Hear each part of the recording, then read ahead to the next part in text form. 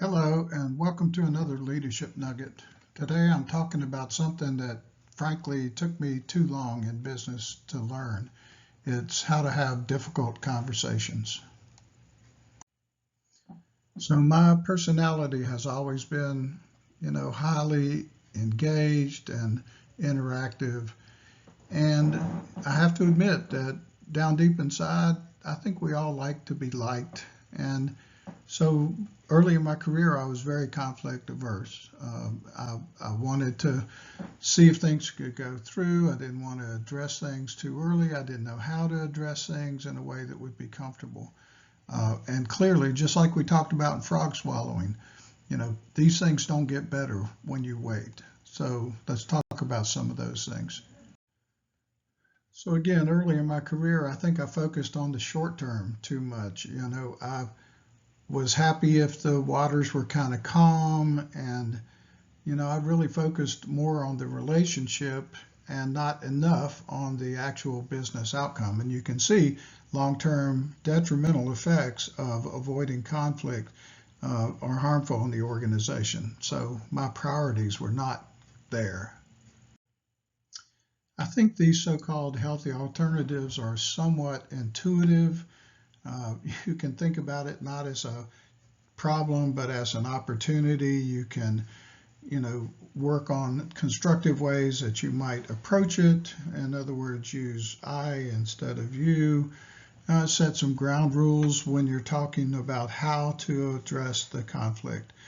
And sometimes you just have to do it until you get more comfortable with it. So if you ever worked with me or took a class from me or maybe heard a guest lecture, you've heard this, but for the purpose of those that have not, let me just say this. There's only one thing in the world that I am the world's foremost leading expert in, and that's my feelings, how I feel. And when you hear somebody say, oh, you shouldn't feel that way, well, that's not, that's dumb. We feel the way we feel. But there's also something I have complete control over, and that is my attitude or how I externalize my feelings. With that said, if I approach a conflict situation and I need to have a difficult conversation, if I focus on let me just say what happened and let me tell you how that made me feel, that's irreproachable. However, if I do that and then I just stop talking, it hands a baton back to the other person, and hopefully they respond with their feelings, and that can be the catalyst for a highly productive conversation. As we wrap up here, a few quotes that I found that I thought to be important for our discussion. Peace is not the absence of conflict, but the ability to cope with it. The quality of our lives depends not on whether or not we have conflicts, but how we respond to them. Conflict is inevitable, but combat is optional. And I asked my buddy Chat to come up with a quote based on the things I put in here.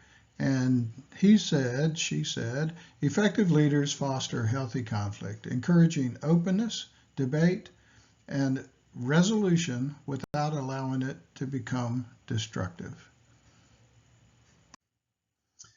I hope you found some of this at least to be useful in your leadership journey. I know there were times in my career where using my feelings approach to having those difficult conversations resulted in an actual conversation where there was a mutual agreement that we should do something else, as opposed to me just bringing someone in the office and saying, we need to let you go.